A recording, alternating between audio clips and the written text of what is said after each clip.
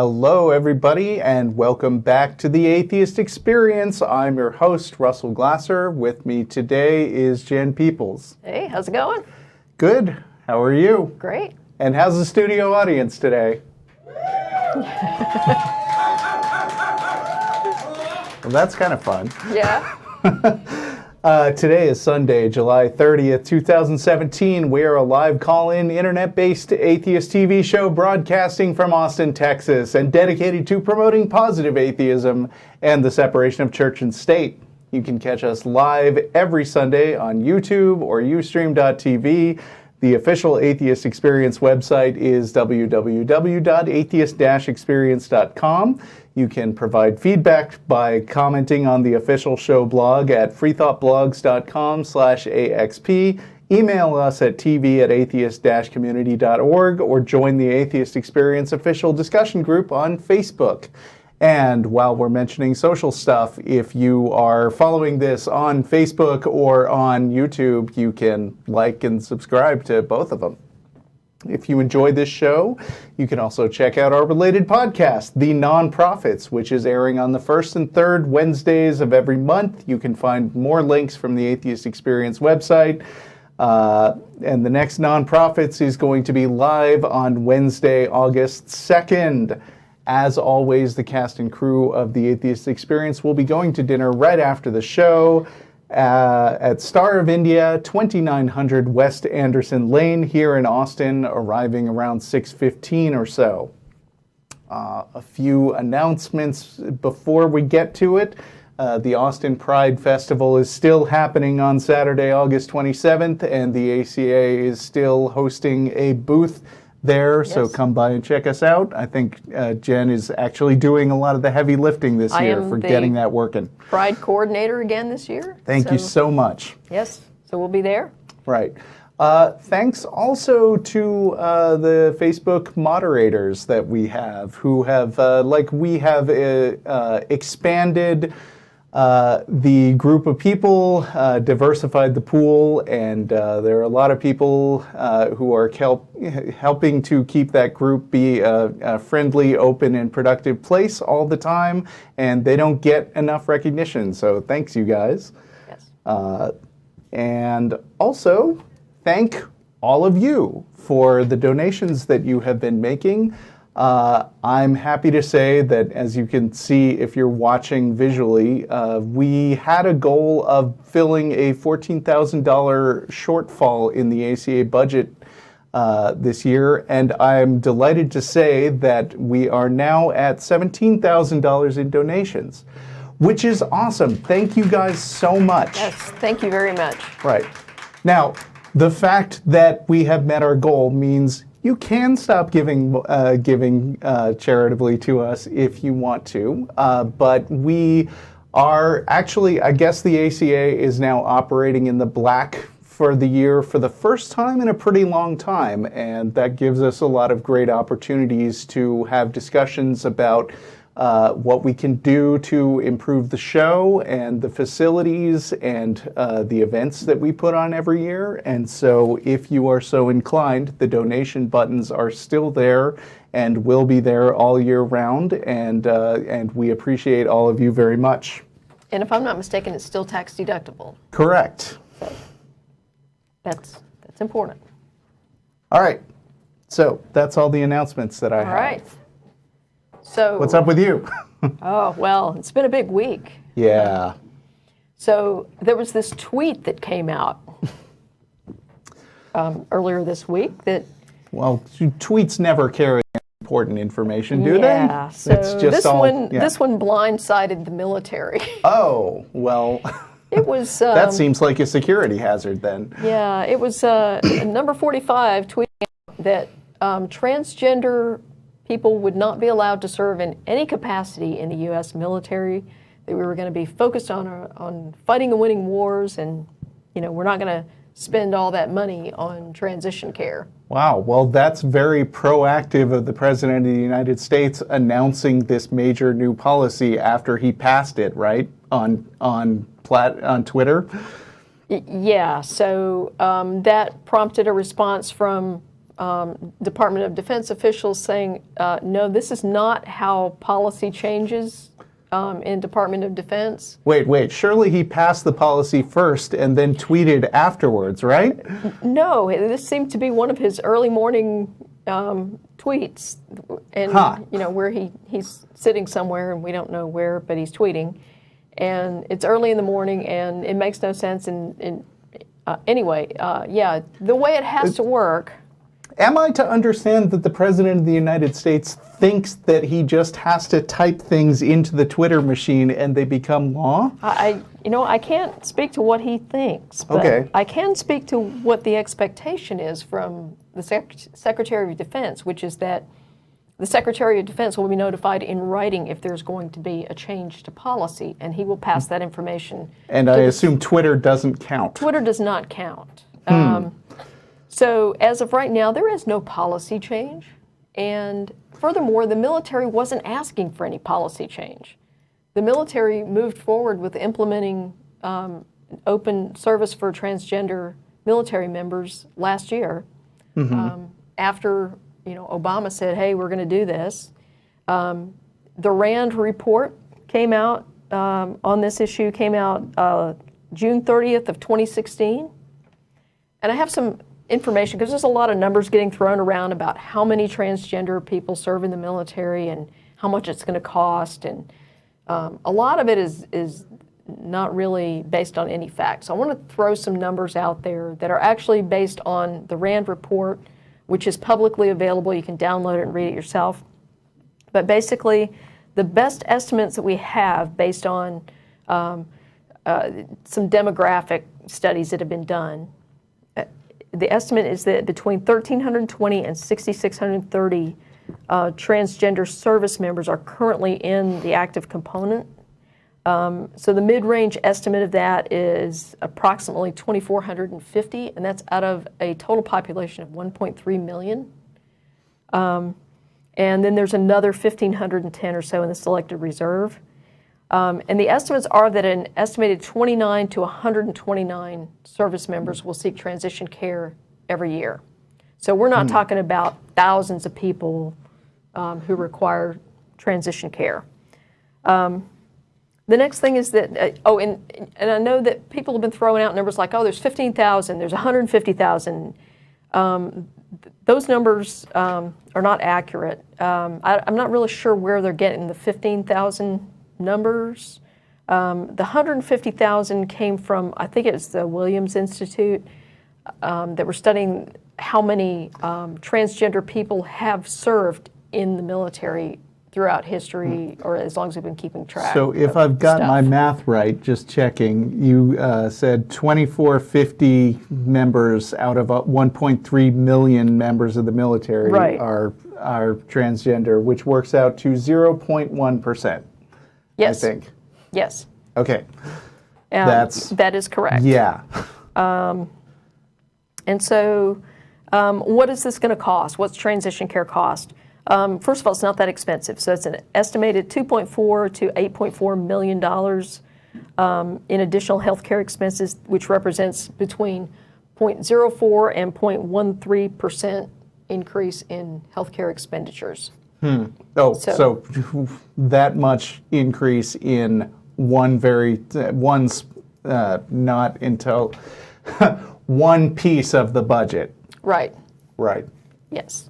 A small increase is all it is. And even the upper band estimates indicate that about 0.1% of the total force would seek transition care.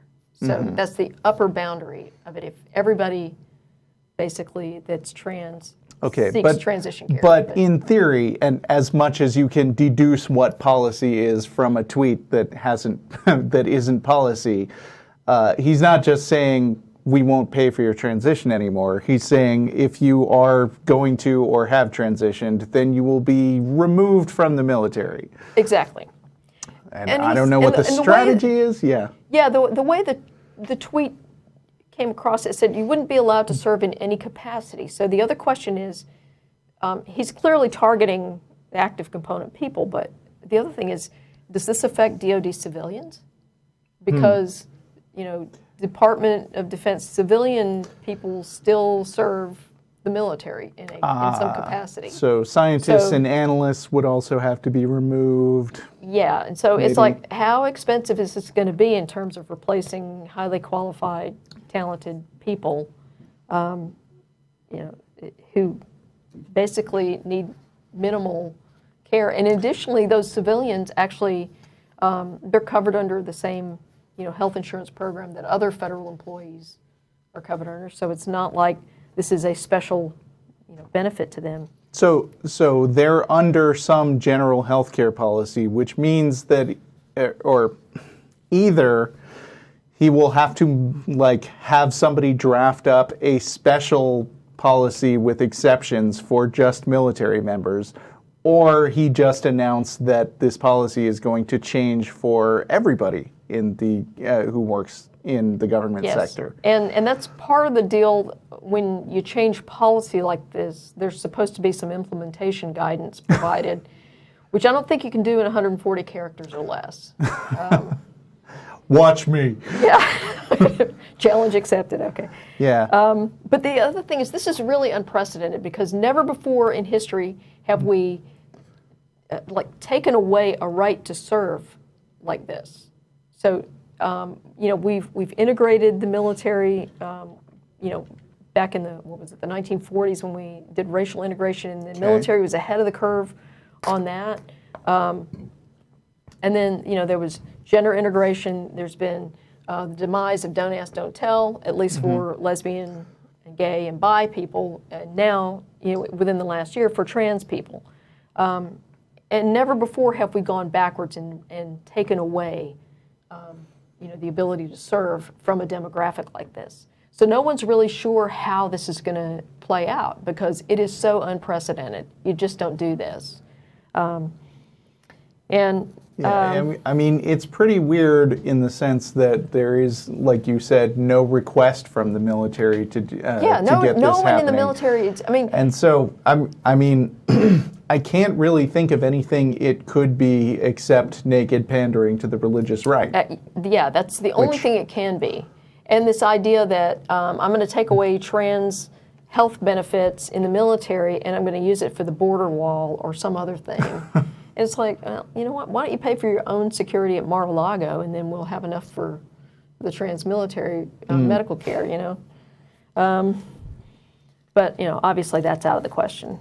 But, so the RAND data also included some information on what transgender military service does to readiness. And what they found out is that it's really minimal impact. And this includes, this is based on previous integration efforts, but it also includes some data on the experiences of foreign militaries. And so most of our allies have integrated trans people into their militaries, years ago. And they've experienced minimal impact on readiness. And in fact, they point out that it's had some positive benefits because it makes the military service more inclusive. So there are very positive aspects of it as well. And then there's a big question about how many people are currently serving as openly trans in the military. And this has been a very difficult demographic to study because, if you step up and say, hey, at least prior to last year, if you stepped up and said, hey, I'm trans, you got kicked out. Don't Ask, Don't Tell ended for most of us, but it didn't end for trans people. And so until last year, we couldn't really get accurate numbers. What we have so far is that there are approximately, as best we can determine, about 250, probably a few more than that, but certainly in the low hundreds of people, of transgender people serving in the military. And of that, it's 80 from the Army, that includes active and reserve, 160 in the Navy, plus a handful of Marines. And the Air Force didn't provide any numbers, so we don't really have any basis for assessing how many people in the Air Force are transgender. But we're not talking about a huge number. Somebody was throwing around the number, 15,000 people that are going to need, all this surgery and everything. And that's just not true. So it's a pretty minimal number. It's a pretty minimal cost. It's the right thing to do if you want to retain highly qualified volunteers, and it costs a lot of money to recruit and train people to take their place if you just kick them out for no good reason. So anyway, I just wanted to throw some actual numbers out there for people to consider, and the fact that this is not going to have a negative impact on the military. Trust me, I was in the Army for 26 years. This is not a problem with transgender people. I served with some transgender soldiers, and they had to leave the military to transition, and it was the Army's loss. Okay, the problem is not with the transgender people and what they need. This is a leadership problem, and I assure you the Army is all about leadership. We can solve this problem. It's not a big deal. Yeah. So. Okay, are we ready for calls? I think we are. All right. Frank in North Carolina. Yes, I hope my battery doesn't die here, but I was fascinated to listen to your conversation, and I think that Trump's policy is abysmal. And as the person of the female persuasion was saying, that a Twitter is not a bona fide directive, that these things need to go through a chain of command to the Joint Chiefs of Staff and to the chiefs of each of the armed forces, and to a person, all the officers and generals involved deplore this directive. And I think you are right on target that he is indeed pandering to evangelical homophobic prejudice. And it's one of the things that, as a person who believes in God, although not the God of the Bible necessarily, except certainly not the God of Jerry Falwell, that people of that ilk, when I say I believe in God, a lot of my friends sort of think I subscribe to these homophobic prejudices, that I'm anti-gay marriage, that if God had wanted you to be a woman, you would have been born as one. It's appalling to me that we live in such a stridently homophobic society. And well, I think it's actually getting better. And in fact, the message from the military commanders, which I was very pleased to read about, is that the military commanders had basically turned to their transgender soldiers and said, this is not a policy change, a tweet is not a policy change, and we've got your back. So. Yeah, you're right. That is, I would say, a glass half full take on the situation. But simply the fact that Trump would, pull this out of his wazoo and, and some sort of autocratic technique is again, just deplorable. When Trump, I did not vote for Trump. I would never have voted for Trump. But, I did not want to join the resist movement because, I would say to people, don't tell me what you're against. Show me what you're for. And that everything he's done from, his withdrawing from the Paris Accord, his slights to the international community in the United Nations, all these things just show such a tunnel vision kind of mentality that's almost suicidally short-sighted. And, it's just,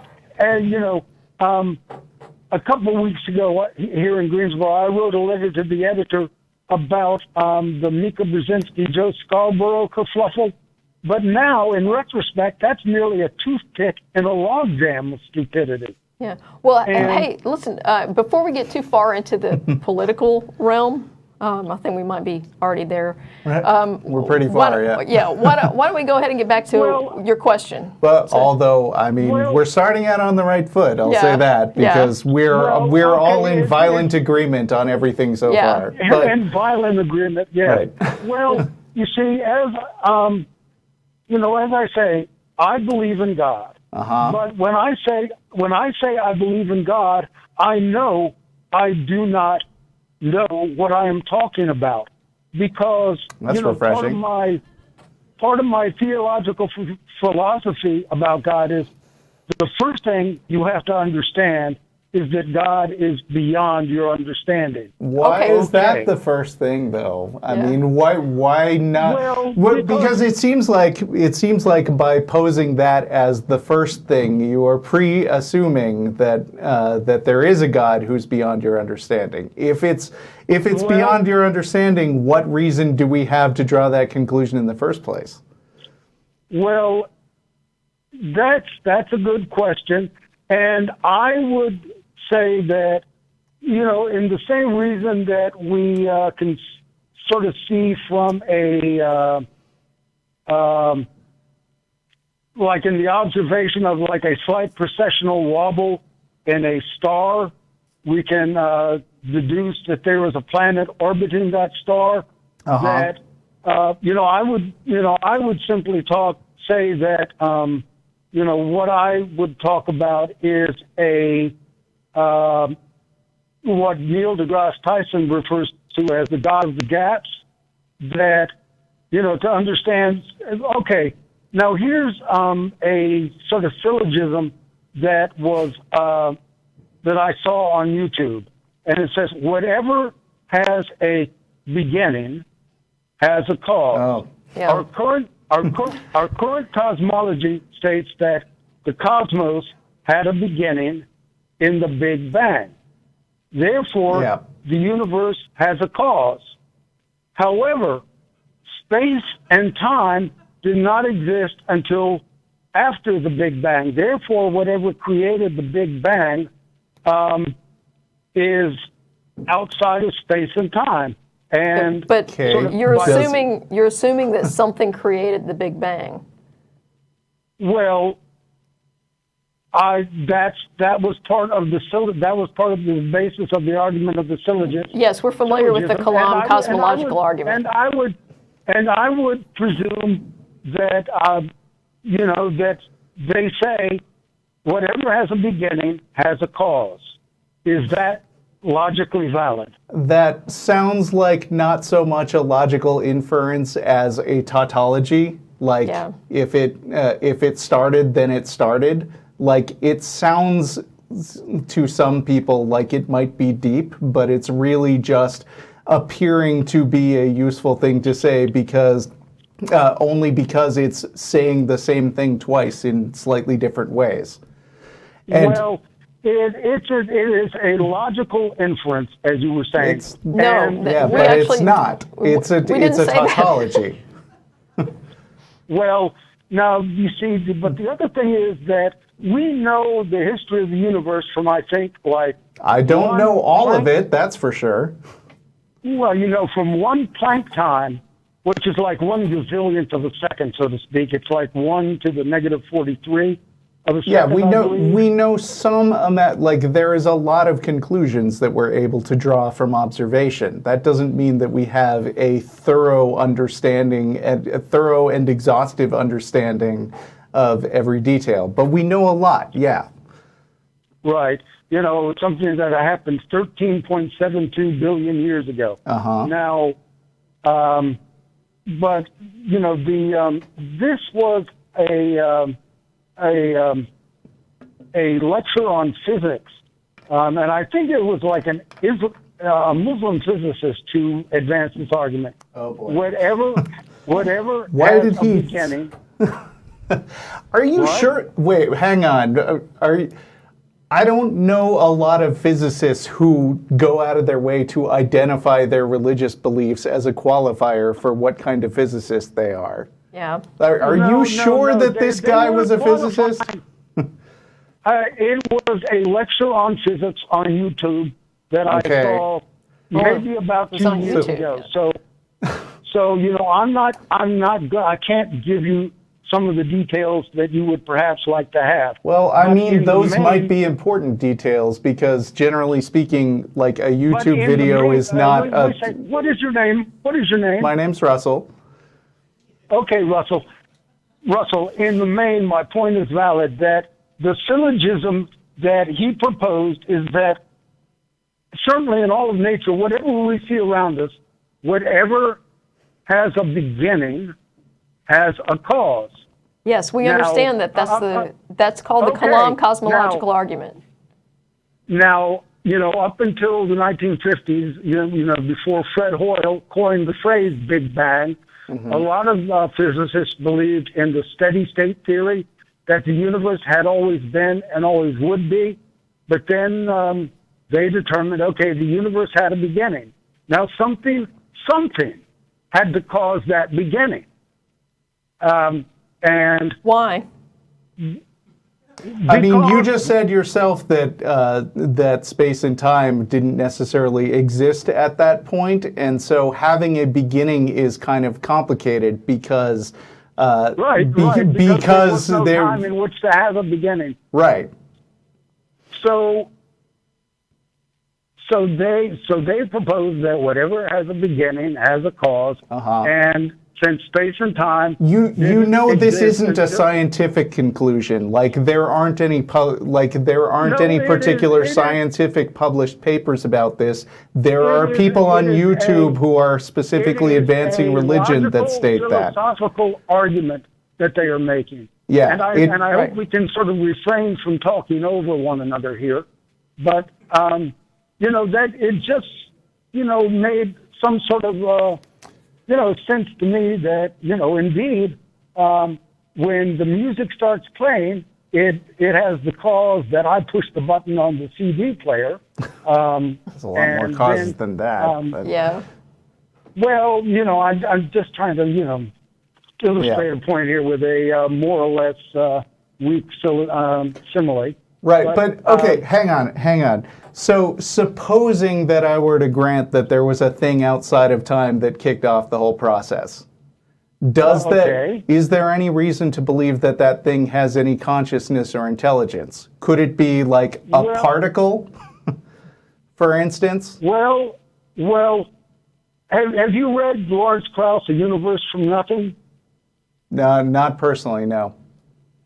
Well, impersonally, you see now, I'm wondering how it happens that you simply have nothing, and then then a moment later, you have gazillions of, hydrogen atoms. And, of course, Lawrence Krauss says that nothing is more interesting than nothing, and that I guess there may be a sort of E equals MC squared relationship between matter and energy. But I don't think that answers my question. That there's some form of energy in which quantum field fluctuations, create matter. It is simply counterintuitive to me. Well, that's because, what's your background? Do you have a background in cosmology or quantum physics? I have an interest in cosmology. Okay. But have you studied it formally in like a... Jack the Ripper. I've read 5 books on the Shroud of Turin. I've read 20 books on the real Shakespeare. I've read any number of books on cosmology. So you're widely read. But if you know the scene from the Odd Couple, where Oscar throws the plate of spaghetti on the wall, and the plate falls to the floor, and some of the sauce sticks to the wall. No, what I don't. I've understood of what I have read of cosmology is tantamount to the spaghetti sauce that sticks on the wall. Okay, but it seems like you're jumping to a lot of conclusions that the people who actually are authorities on cosmology and wrote the stuff that you read didn't draw. Am I right? I couldn't necessarily say that. I have agreed. Okay, but they didn't lay this out specifically in the books. Generally, this gets laid out by people who call themselves Muslim physicists on YouTube. Now, if you see the people on YouTube, they put this out, in a pretty forthright manner. Of course, it's sure. slick production. So do the people who say that all the presidents are alien lizard people, but that doesn't mean that they've got a foundation for that. He's an alien lizard person. What? So, no, actually, he's an orangutan lizard person. Well, you got me there, but. But nonetheless, it's that we know what the history of the universe from like one Planck time after the Big Bang, but we have no idea. No is a what the very Big broad Bang- term for the amount of knowledge we Yeah. actually have. Hey, so do you realize that a lot of the people that you've quoted here, like Neil deGrasse Tyson and Lawrence Krauss, for example, you realize they don't believe in a personal God, right? I know that. Okay. And I'm not sure I believe in a personal God. Well, they don't believe in gods in like Well, any. Are you at all familiar with the Gospel of Thomas? Yes. Okay. Do you And know, I think it's. I can't even fathom what this would have to do with this question. Well, it has to do with this. Is that I think it's saying 70. You know, the Gospel of Thomas is 114 sayings, no resurrection, no crucifixion story, just 114 sayings prefaced by two words, Jesus said. And I think Right. it's saying 70 that says, if they ask who you are, tell them you are sons of the living Father, the light Yeah. that came into being. We're of not the a going platform forward. for you to just read the Bible to us. I'm sorry. It's not even part of the Bible. No. Well, It's like- sorry, Yeah. my Well, mistake. You get Yeah. my point. You see, there is a current of theological thought. It was extirpated in the middle fourth century. Yeah. After the implementation. Do you know of the how canon. much they knew about physics back then? Yeah. Squat. Absolutely nothing. Right. So But I mean, ironic that- like discussing what fourth century theologians thought is interesting in the same way that learning like reading 20 books about the identity of Shakespeare is interesting, but we don't use Well, Shakespeare you know, as Shakespeare like was actually an Neil Locke. expert authority on a particular thing, like how the universe came to be. Well, I hold to a lot of unusual ideas, but I noticed. it is unusual that a document that was perhaps composed in the the middle of the second century would refer to God as living light, and Why? I wonder what credence, if any, do you give to, say, near-death experience? Absolutely Are none. you in None. the anoxia What? None at all. None? Well, you see, that's where we disagree, because I know. believe, Oh, there are many more on areas we that- disagree. Right. I beg pardon? There are many areas that we disagree with you on, but yeah, that's the latest. Right. I know that, a lot of people say it's anoxia.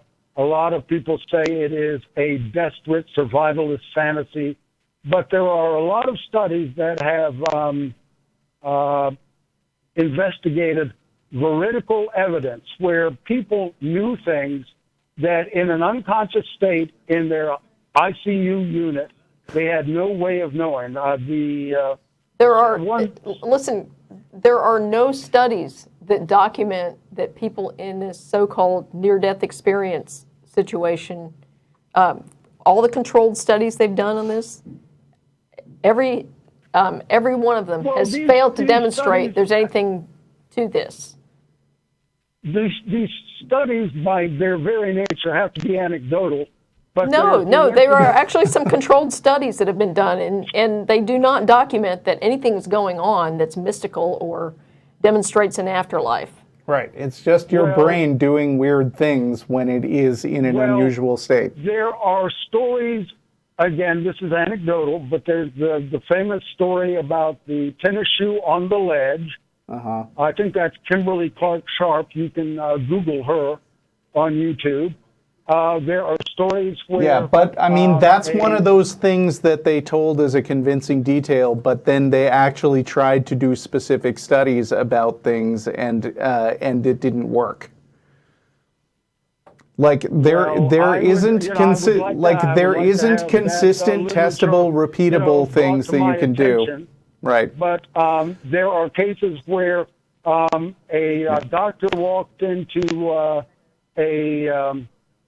the room where a person had had a near-death experience, and she asked him, "Oh, did you sell your car?" And he said, "What do you mean?" He said, "I saw you in the lunchroom where you were having a conversation with someone."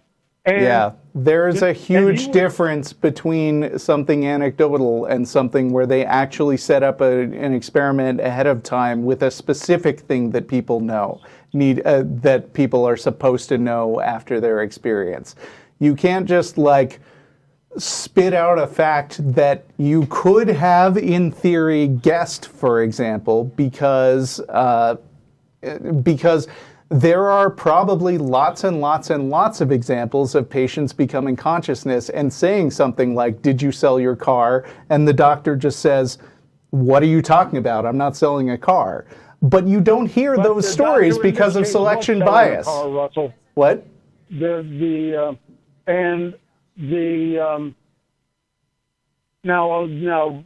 Now Raymond Moody's books are by and largely anecdotal, where he. I'm gonna have to wrap this call up pretty soon. I'm afraid we can't do the whole show on the one call.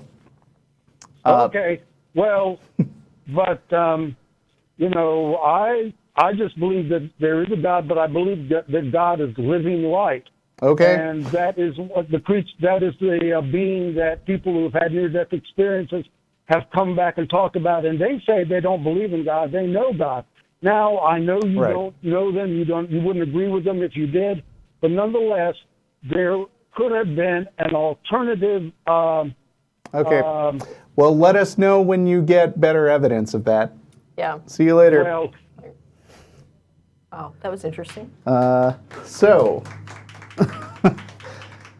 Let's see. We got Mary in San Francisco. Hi, Mary. Yeah, hi. Hi. Are you there? We're here. Mm-hmm. Okay, hi.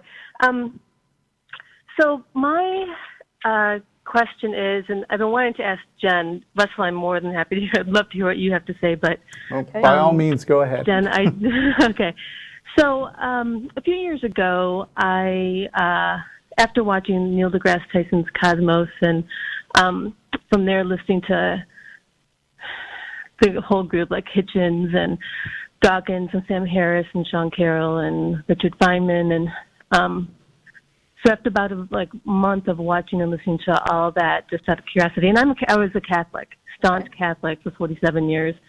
Very rigid, kind of authoritarian household in Michigan. And in about 5 minutes, after a month of watching this stuff, I completely lost my religion. It was the weirdest physical feeling. It swept out of me. I don't know. For the first time, after being so indoctrinated, I just woke up and realized I was responsible for myself. That there was no God who was going to take care of me in life or in any kind of afterlife. And it was the most exciting time. And so I didn't tell my family, but I did tell my best friend. She was surprisingly just really curious that her best friend had all these new ideas. And she just had enough intellectual curiosity for us to have a really good conversation. Not that she was going to change her mind, but she just had really good questions for me, and out of interest, not out of anything else, and completely accepting my thoughts and ideas about it. But then we got to, I think at some point in the conversation, I brought up something about how,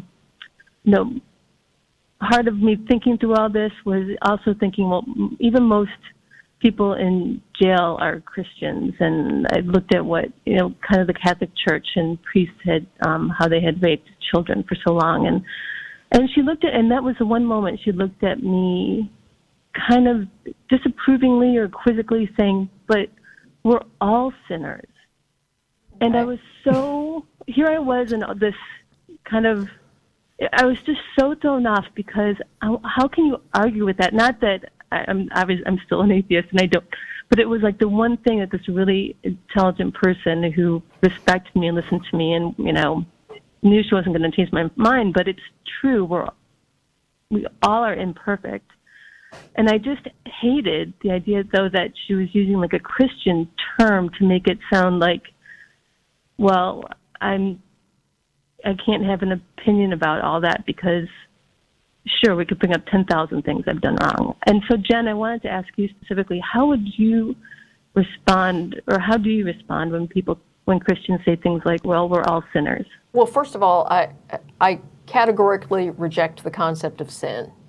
Okay, sin is generally defined as some transgression against divine law or against, a God. And since I don't believe in a God, and I don't believe in this divine law crap, I just reject the whole concept of sin. I would reframe something like that and say, we're all human. Okay? Perfection is not required. It's not achievable for a human. And there's nothing wrong with being human. What we're not allowed to do under the law or ethically or anything like that is things like rape children, which it sounds like she was using that whole we're all sinners thing to justify or at least excuse the fact that these priests abused children, preyed upon children, covered up the abuse of children for decades. You're not allowed to do that. And you're not allowed to get out of jail free card by saying, oh, but we're all sinners. See, but yeah, that's what it felt like. It was like all of a sudden everything was that false equivalency or something. And the thing is, if you do something that harms someone else, not all of those kinds of transgressions are equal. So, if I swing my arm and I whack Russell upside the head, I've harmed him and I owe him an apology. But that's a lot different than, if I took a baseball bat and took out his knee. I'm not sure I like where this analogy is going. You're safe. I wouldn't hit you. But, like I said, not all transgressions are equal. Although I'll point out that under a Christian framework, they are. And yes. That's a problem with Christian morality is that, right.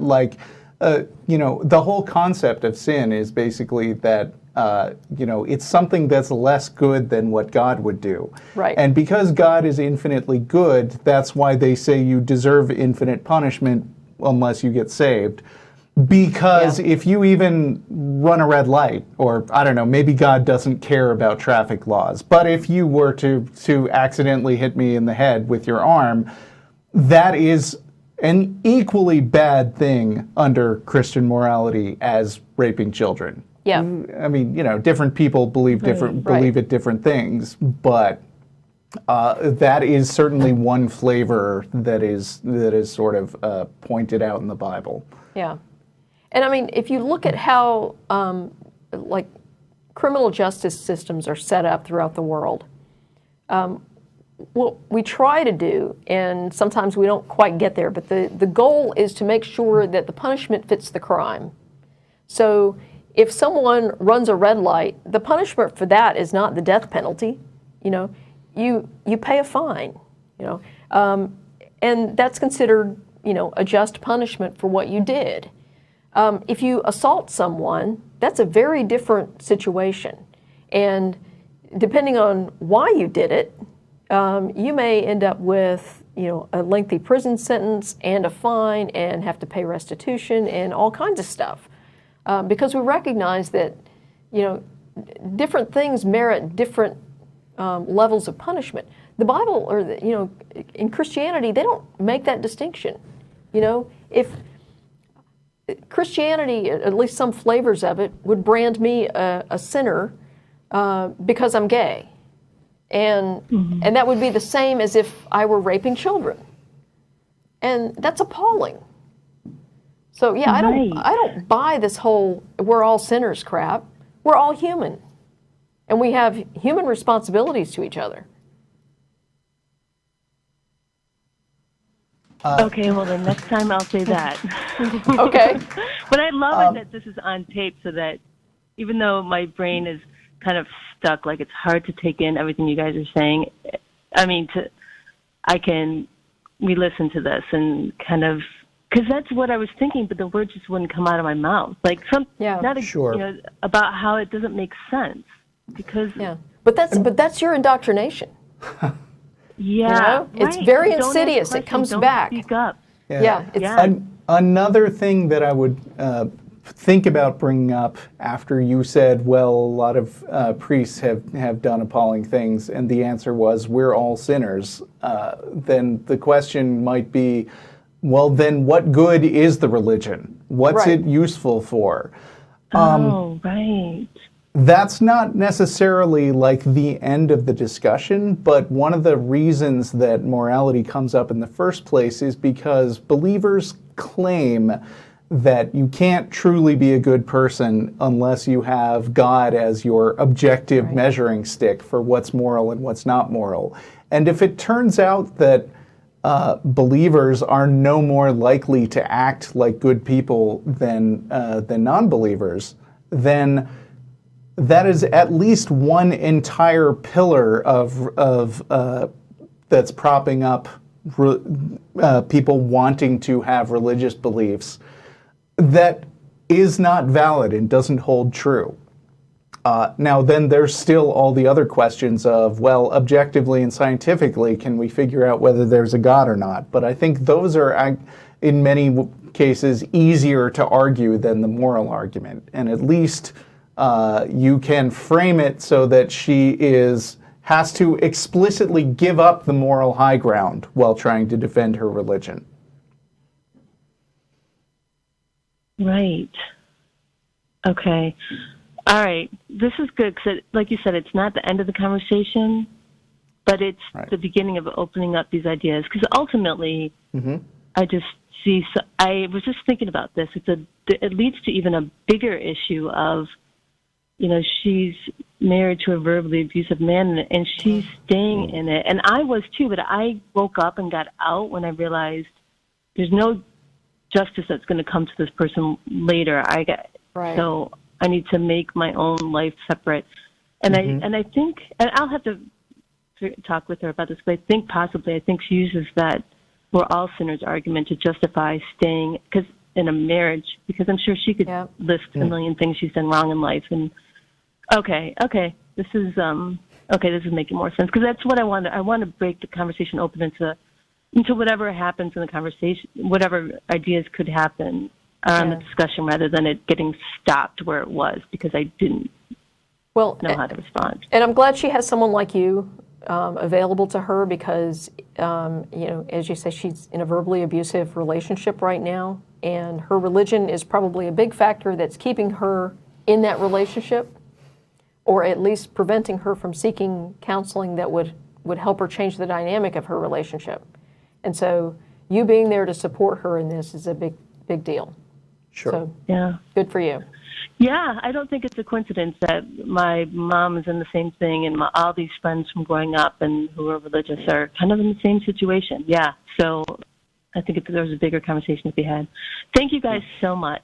Real quick before you go, I'm being reminded to plug the Hotline Project, which apparently is, you can call, 184, I doubt it. Yeah. And that is a group of volunteers that you can call who will talk you through some of this stuff if they're available, and just in a non-judgmental way, help people who are basically recovering from religion. This is basically for people trying to break free of their indoctrination. Right. Okay. Oh, great, good. Yeah, so just Google the Hotline Project if you need to know more. Yeah, I'll check that out. I hadn't heard of it before. All right, well, thanks for calling. You guys so much. Yes, thank you for the call. Bye. Bye. All right, see ya. So yet another example of how insidious indoctrination is. Even if somebody has basically walked away from religion, a lot of that indoctrination comes back to bite them. Right. I'm going to go to Chuck in Hawaii. Hello. Hi, Chuck. Hello. Hi. Glad to talk to you guys. I got kind of carried away listening to these other conversations. It's kind of exciting. I wanted to kind of present you. First, I wanted to say, you guys are really doing a great job for God, actually. Because you stand up to these people who, like you were saying, indoctrination and fear tactics and to get you to follow their religion. They don't allow you to question them. They don't allow you to ask, to debate, or to even have a discussion about what they teach. They just tell you have to believe it, and that's it. Mm-hmm. Thanks. I mean, I don't think we're doing any of it for God, and I don't think that any hypothetical God is actually affected by it, but I'll take the good work part. And just apply it as good work for other people. Yeah, there you go. Well, it's something that is like a cult, they indoctrinate you, they threaten you, and they hold you captive, and that's basically what religion does. Mm-hmm. And you guys kind of fight against it. Well, we fight against the bad ideas that religion promotes, too.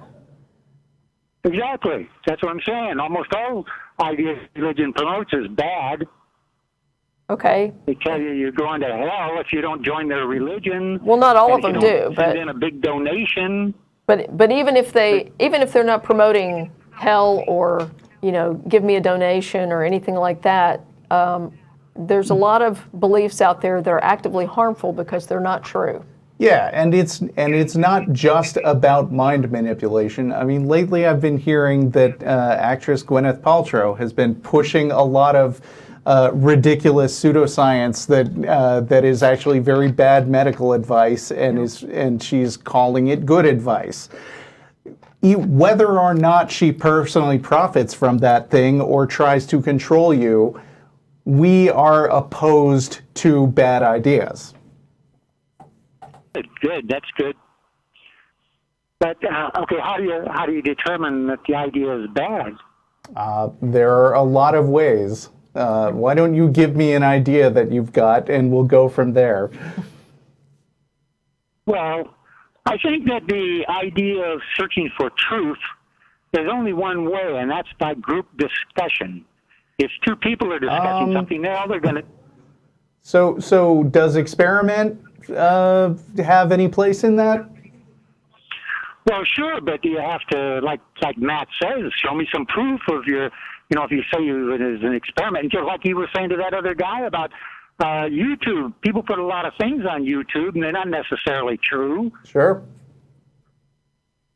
So if you have a discussion between just two people, all they're doing is spouting their own point of view, and that doesn't come to any conclusion of truth. Yeah, but I mean, like, group discussion alone isn't enough to ensure that actual truth will come out either, because a lot of times you will have a group of people who all believe the same thing without any justification, and will mutually pat each other on the back and say, yeah, this is a super good idea that we've all got. Isn't it a coincidence that we all know each other? So there's something missing, I think, from your analysis that truth comes from group discussions. Well, yeah, you have to use reason, and you have to try to seek after the truth, and not just say, well, we all agree together, and so that's wonderful. Now we know what we're doing because we all agree. Of course, you have to be in a constant pursuit of truth.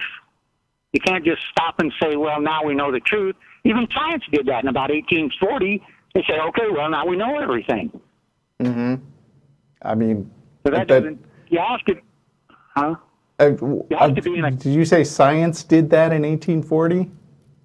Yeah, somewhere around there. They said, well, now we know everything. I don't think that actually happened, but that's not a specific enough thing to say for me to even talk about, so... Why do I have the impression that this pursuit of truth line of discussion is kind of masking what you really called us to talk about? Yeah, like what? No, I wasn't trying to mask. Yeah. I wasn't trying to mask anything, but I did want to try to present a scientific kind of an idea of the existence of God. Oh, finally! Yes. Let's go. Fantastic. Present your case. Well, okay. Well, the universe really, it doesn't work on its own. The Earth doesn't work on its own. Something is causing. Are we Okay. just back to Kalam again? I was We gonna did say, this like can you- half an hour Okay, ago. first let's establish your qualification. Are you going to present anything related to cosmology or quantum physics? No. Okay. I don't even really understand quantum physics. It's Okay, just good. Something Okay. small. Okay. I wanted to. I was talking about like the way the Earth works. There's it's made up of about 98 different elements, and these elements don't wear out. They just keep I think working. we're over headed and for over and over and over the and over. argument from From design. yeah, like everything has to fit perfectly Yeah. together. It's Douglas Adams' puddle Yeah. all over again. No. That's not what I mean. Okay. I mean, like, the elements just don't wear out. Like oxygen, you breathe oxygen in, you breathe it out. Somebody else breathes it in, they breathe it out. It goes into a plant, it comes back out. Goes into a flame, it comes back out. It's not used up. Yeah. It just works over and over and over and over and over forever and ever and ever. Uh-huh. Science used to say that What- you cannot destroy or create matter. When you say Yes. science used to say a thing, like which you've done twice now, who are you talking about specifically? Well, high Like- school science. Well, there wasn't yeah. high school 150 years ago, so that's, I mean, these are very general claims you're making. Like, was there a guy who was the authority on science who said there are no more questions to answer? And who made him the king of science, if so? Exactly. Who made it king of science? It usually comes from the English. The English have almost no industry, so they train All of the English? England itself. England. Oh, so the landmass. Yeah, the island. Okay. They I think train I'm done with everybody this to be call. a- Yeah, I was going to say, I'm lost. I Yeah, don't even know what I the don't- hell we're talking about here. I don't so- need this. Yeah. All right. Yeah, also, yeah, never mind. JT. Oh, wait, I think we lost. Sorry. I Yeah. feel like suddenly there are way more theists than before, and it seems like they hung up on some people. But anyway, JT in Ohio. You hear me all right? Yeah, what's Yes. up? All right. I think I've heard, do you guys remember saying, I think to last Christian caller, or maybe it was another episode, sorry, you said that, why don't you believe in God, but why don't you believe in aliens and Sasquatch? Things like that. Oh, I remember somebody saying that to me. Is that, or, no, wait. I don't know. So No, sorry, you're going to have to fill us in on that Yes. a little more. please continue. What do you think it's just as valid to believe in aliens and, Sasquatch as it is God? I think the amount of belief that you give something is always going to be conditional on how unlikely it is, as well as how good is the quality of the evidence. Yeah. And the things that Right. you've named are things that are very unlikely. I guess Sasquatch being a little less unlikely than aliens. And also have pretty terrible evidence supporting them. So I wouldn't put them on a scale where I say they're exactly the same amount of believable. I'd just say Right. all of them are not very believable right now. Okay, I was saying that there is way more probability, though, to even believe in aliens and Sasquatch than there is God. I mean, Sure. at least we have a face on Sasquatch, and or a depiction of what he looks like, and videos and picture evidence. So Well, I think I don't think we do. probability-wise, I think we have people's, I guess, claims of what Sasquatch looks like. But, Right, and we have like blurry photos that people took saying I think I just saw Sasquatch. Yeah. But sure. but none of it really rises to the level of good evidence. Well, if you talk about eyewitness testimony, for example, I do agree, and I think you guys would agree that it is the lowest form of evidence that we can have. Oh, there's worse than eyewitness. I mean, Yeah. there's a reason there is a thing called hearsay in court. Yeah. Like that is Right. that is definitely even worse than eyewitness testimony, and that's why like we don't necessarily put things on a objective scale of some kind. Right. Well, I would say, the reason we use eyewitness testimony is different than just saying hearsay. We use that in courts of law to base a logical conclusion on, and I think we can do that same with things like aliens and like even mass sightings and things like that. You had the Phoenix Lights incident in '96.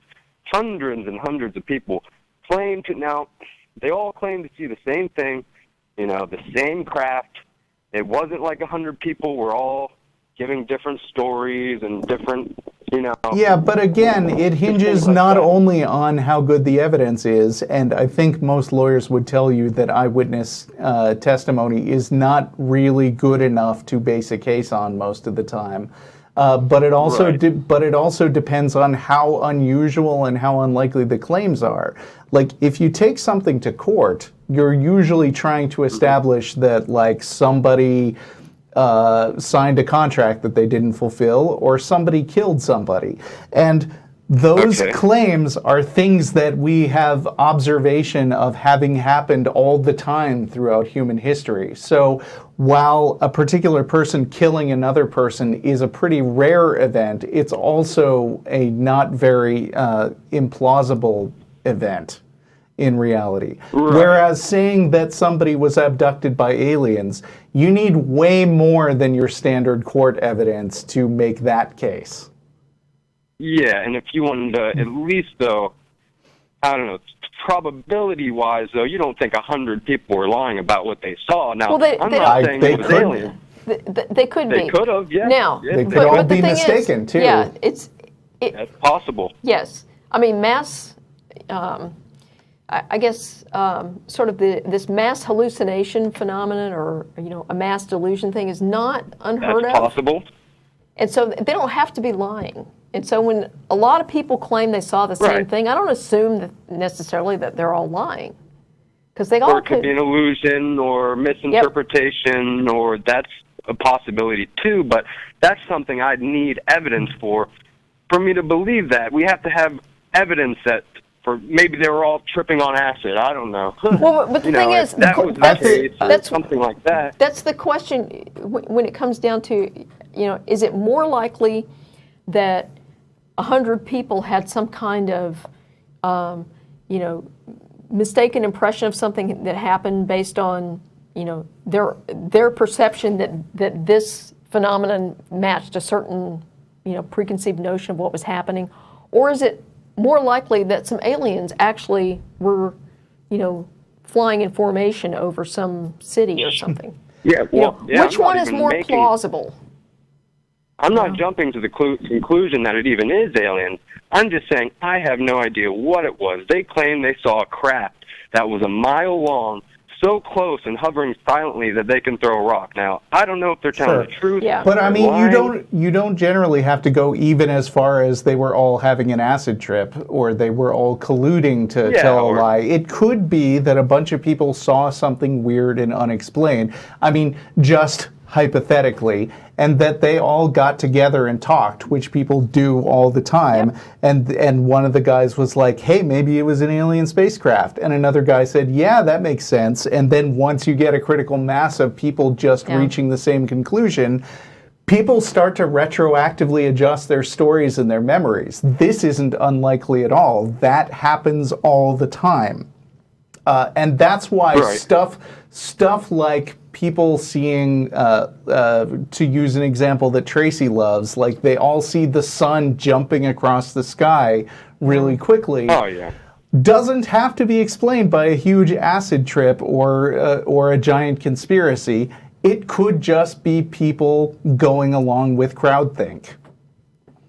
Yeah, I mean, that's just one example out of many. I mean, these are detailed accounts, and it does seem like there's corroborating evidence, corroborating testimonies to the same thing. And that's what I base on what makes eyewitness testimony strength. How Are many you people there trying are? to convince us that aliens did visit the Earth, or No. are you just coming up with this as an example? Well, I'm not trying to convince anything. I just think the probability of all the eyewitnesses and all of the pictures and videos. So being, you do think fake, aliens visited the Earth? based on the evidence and eyewitness testimony, which if that's all I had to go by, I'd say probably.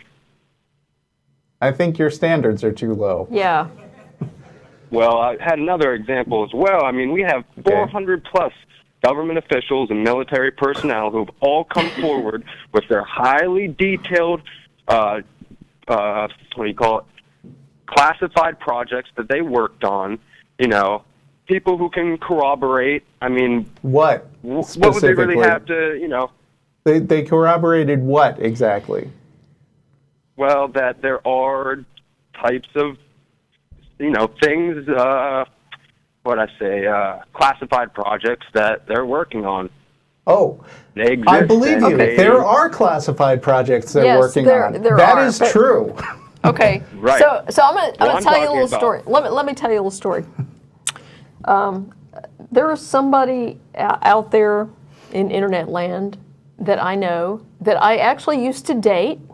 Okay. Yep. And she is now. She was in the Army, you know, and so she's kind of put herself out there as kind of this authority on this, and she's claiming that there's something to this whole chemtrail thing. You know, the government is producing the chemtrails, and there's some stuff in those chemtrails. And Mind control stuff, right? It's not good for you. Yes. Right, yeah. Okay. I mean, I don't go that. I feel like I'm not going that far down. You No, go just way aliens. past that, dude. If you're saying that there's aliens, you're way past chemtrails. Well, not Dave. only that aliens visited the Earth, but also that there was a Okay. massive government cover-up Yeah. to stop people from finding it out. Well, Because I'm Men telling in you, Black was not a documentary. yeah. Because this friend of mine. Oh, well, I don't know that. Okay. All I'm saying is this is what they have said. These are their claims. I Yes, don't accept their and she's claims. I don't claiming that reject this their is claims. all top secret, and she had access to this stuff, and she is totally full of shit. But could it be possible she's telling the truth? No. Ooh. No. There's not even a Bold possibility claim. in your mind that there could be. She may be telling the truth. Based on what she did in the Army, no. Yeah. Okay. Well, I don't know. She could I think believe anything's she's telling the possible. truth, though, She right? probably does Possible. believe she's telling the truth. So. Yeah. Yeah, I think where we differ on is what we think is more likely and probable in these cases. And I don't know. I just see the body of evidence, and I just see everything that all the claimed evidence. I'm not going to say that they're all fake, and I'm sure as hell not going to say they're all real. I'm going to say I don't know. We have to investigate more. Find out, are these pictures tampered with? Are these videos tampered with? Are these military and government people lying or something or misinterpretation? I don't know. I'm not just going to jump and throw that in. I'm not maybe you blindly should go. assert that. Maybe instead of calling us, calling a couple of atheists on a show, what you should do is go undercover and investigate this stuff. Yeah. Like actually Or find don't- it out, because you could blow the story wide open. Yeah, don't even go undercover. Just go out and, because they publish, it's on YouTube, right? You can find the stuff. And that's I hear you. authoritative. Yeah.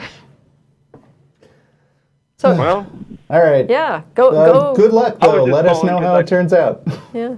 right. I was only calling to say that the comparison I felt was unfair. Even if you didn't believe in Bigfoot and aliens, Okay. at least we do have a description. So I don't know.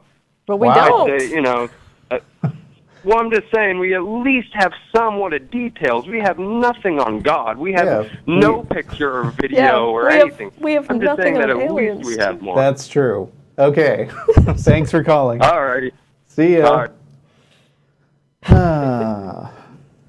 So rowdy bunch of callers today. Wow. So I vote we skip Where the we at? next one. I'm not really interested I'm seeing in brackets possible troll, but they still put him first. I'm just gonna trust your judgment on that one, and Yeah. bye.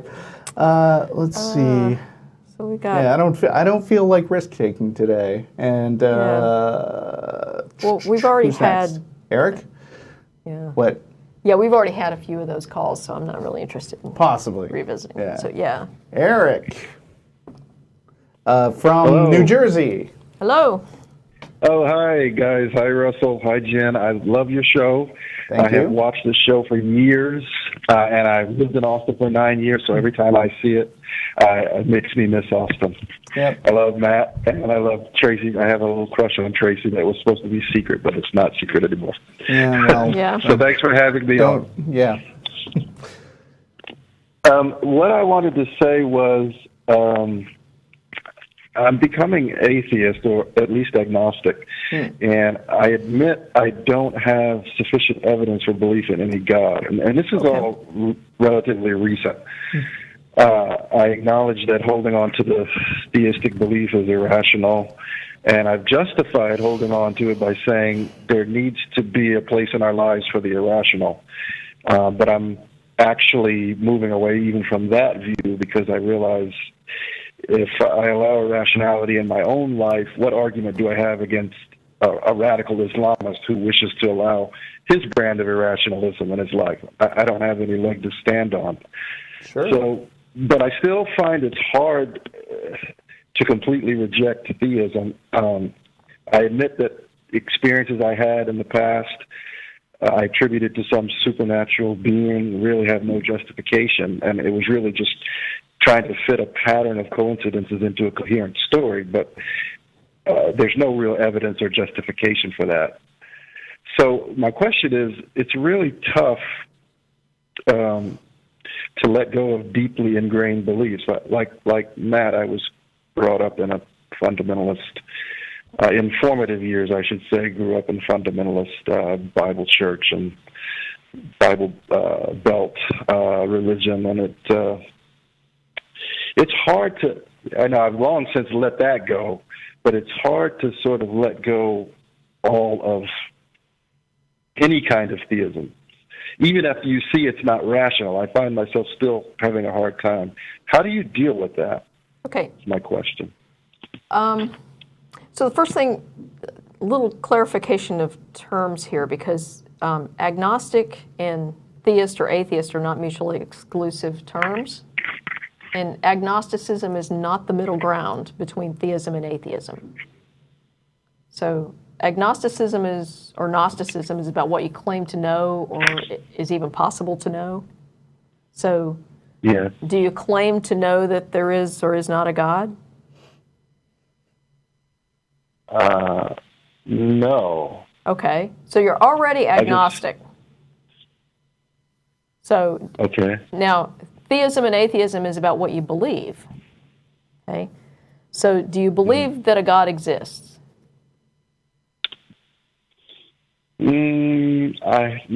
I don't have sufficient evidence for that. Okay. No.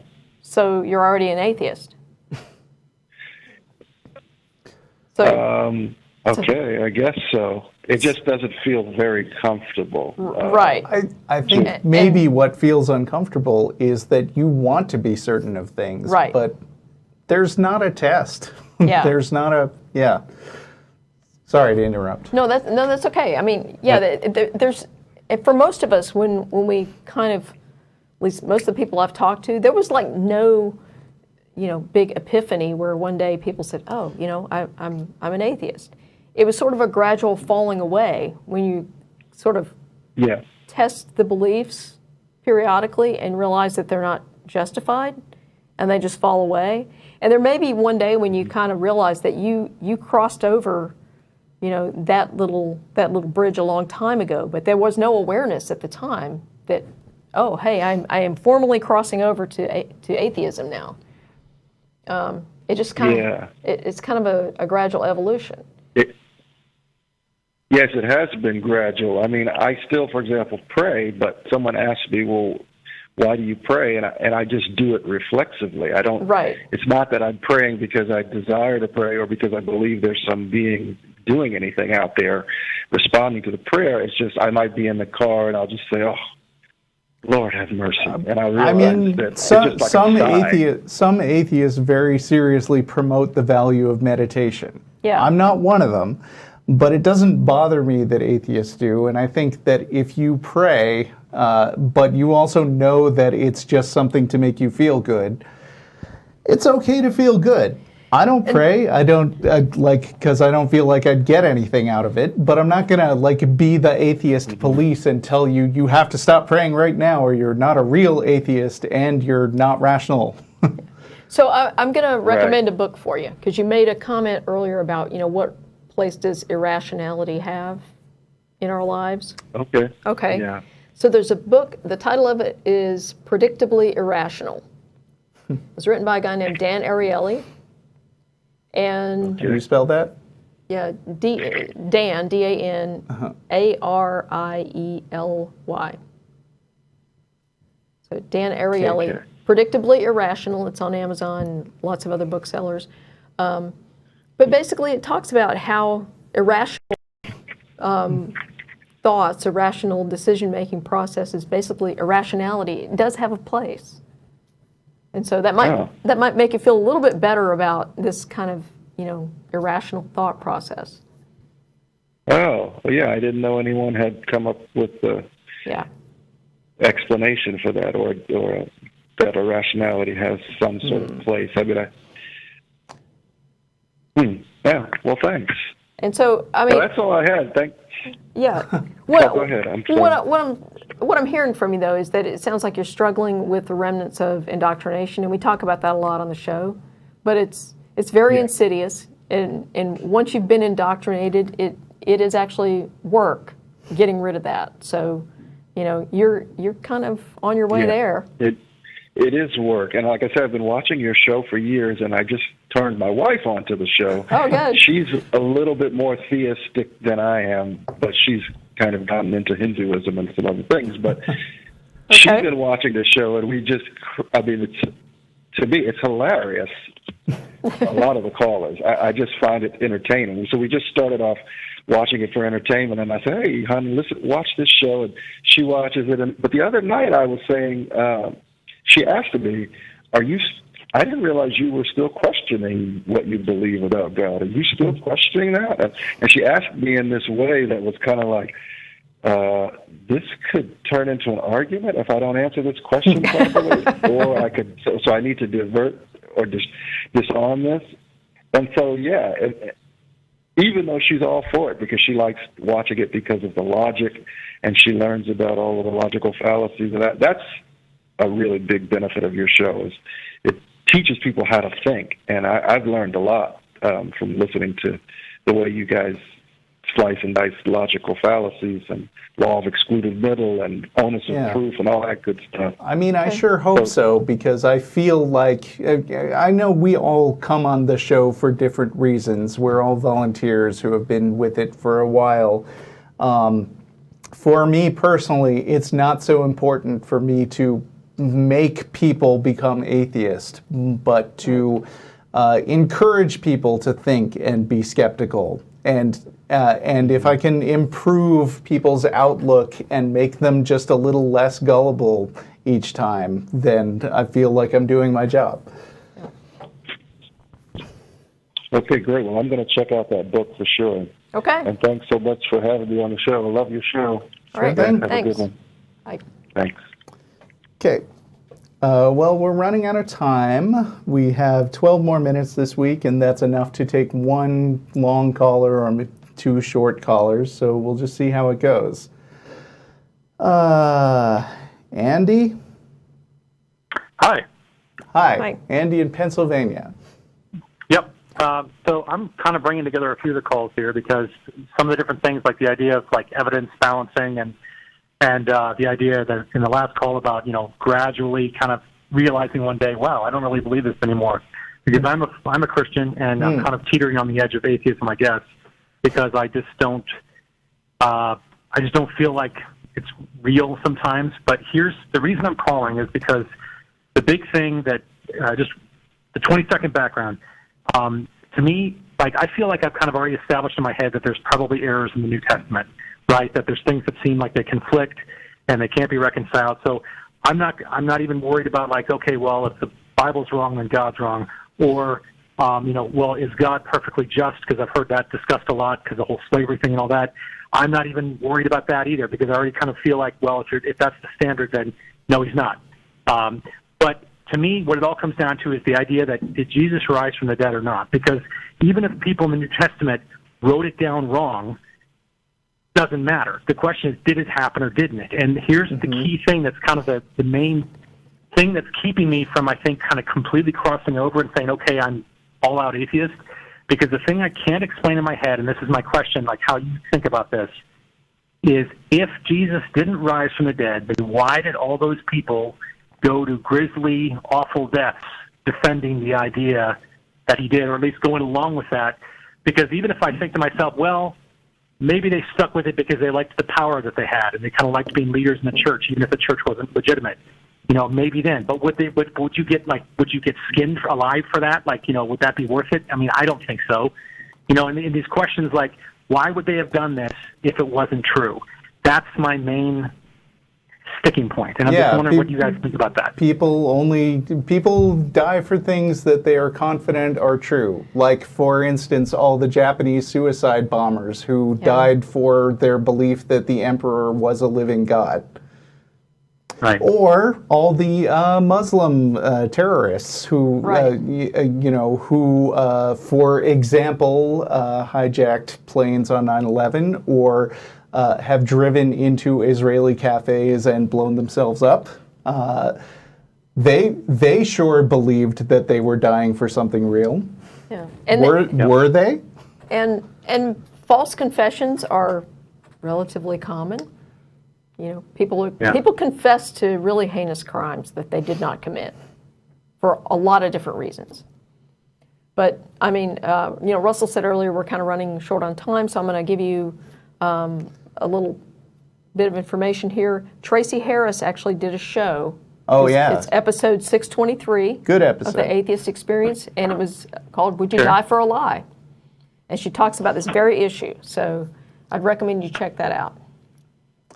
I appreciate that because, like I said, that's the one thing I can't explain away in my head. Basically, is I guess because everything else I can kind of come up with an explanation for, but that one thing I'm like, how could that have happened if it wasn't true? Right. So I'll check that out. I think Tracy's episode is really good, but I also think, long story short,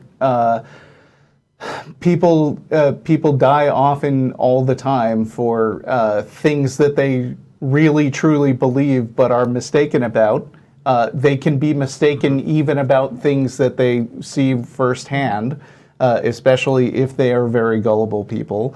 And people sometimes can't get out of death whether or not they are prepared to give up on their beliefs. And so sometimes they don't give up on it because they imagine there's a chance that there'll be some benefit from them standing their ground.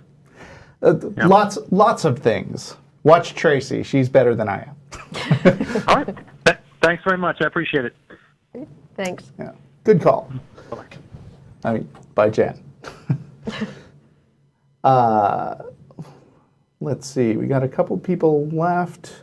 Who's been on the longest? George in California. Hi. Hi. I'm George, Huntington Beach, California. You got 7 minutes. I'll do it. I can wrap it up inside of 7. I really want to congratulate you and compliment you on the show. It's just fantastic. Thanks. I've been mooching off you guys' show for like 15, 20 years, and I finally contributed. So I thought it's long enough getting so many free episodes. I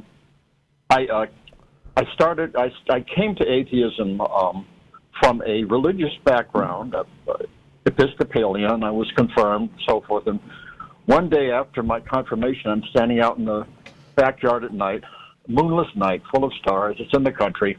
And I'm asking my dad, we're talking about the universe, he's a scientist, and I said, what's outside the universe? He said, nobody knows, George. Nobody knows. Mm-hmm. And I tried to figure that out for years. I came to the conclusion right after I had my first communion in the church that I wasn't going to go to church anymore. And Dad said, well, just don't hurt your mother's feelings. And I haven't done that.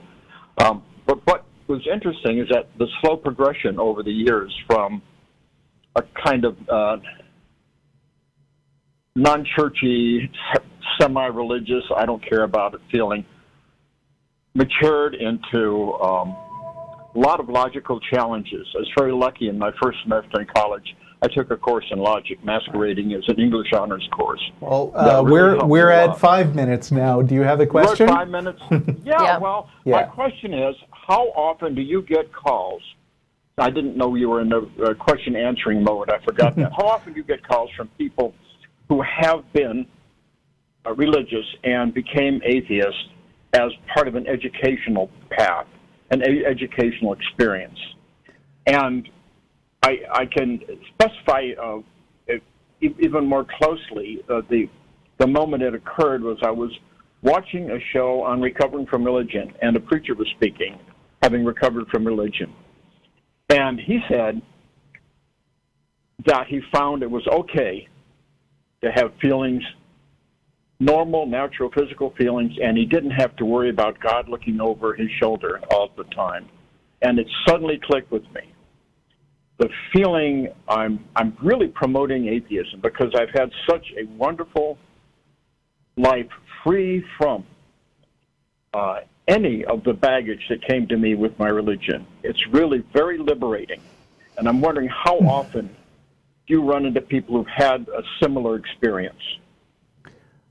I would say fairly frequently with Yeah, emails. I don't really know because not everybody who calls as an atheist identifies their specific path, but it happens. Yeah. I mean, it's interesting to me because 30 years ago, I went into Alcoholics Anonymous and I sobered up as an atheist. Mm-hmm. My wife died on February 28th. I've been going to bereavement therapy. Sorry. Nobody talks religion. Thank you. Yeah. Nobody talks religion, and nobody asks me, which is great. But I haven't felt any urge to even think of returning to religion as I might return to, for example, alcohol or something like that. It's just a phenomenal experience to undergo, and I give a lot of credit to your show for that, just from the educational background I've had listening to everybody. I've loved hearing from every host. I have no favorite. Every one of you Thanks very brings a much. different point of view and a different contribution. It's absolutely marvelous. It's just kind of like tossing bouquets your way. Keep up the good work. Right. I'll be watching for as long as I'm alive. Thank you very much. Thank you. Thank you, George. Okay, goodbye. Hope we keep doing You're it that welcome. long. Yeah. Oh, I hope you do. Yep. Goodbye now. Bye. All right. I don't know. I think that's our show because we got 2 minutes and that's not really enough time. Sorry, Alak, but we're out of time. Or do you want to try to bum rush him through? Well, I mean, we could. His question is, why does the ACA argue against religion? Okay. Alak, give me your question in 30 seconds. Wow, are you on a plane? Okay, bye. Yeah. Why does the ACA argue against religion? It's harmful. There are beliefs that are actively harmful to human beings promoted by religions. And even the beliefs that are not actively harmful are in many cases not true. And we don't think there's any particular benefit to believing untrue things. Yeah, they make no sense, and they have negative impact on people's behavior, so we don't think there's any reason to support them. But that's our show. Thank you, Jenn, for joining me. Thank you. It was been a pleasure. It was fun, as always. Yep. So we're going to go to Star of India now. That's right. And have some Indian food and great conversation. Right. And that's at 2900 West Anderson Lane. Thanks again for all you people who have donated to keep up the work that the ACA is doing. And we will see you with another show next week. Bye. Oh, and thanks, audience and crew. Yeah. Great crew. There they are.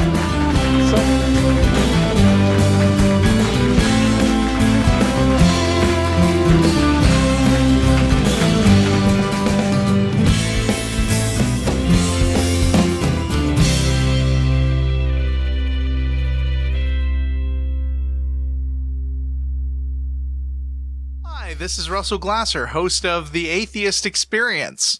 You know, The Atheist Experience is made possible by volunteers and the generous support of viewers like you. If the promotion of positive atheist culture and separation of church and state are values that you hold, please consider contributing by becoming an ACA member or visiting our product page at evolvefish.com under the Partner tab. Thank you.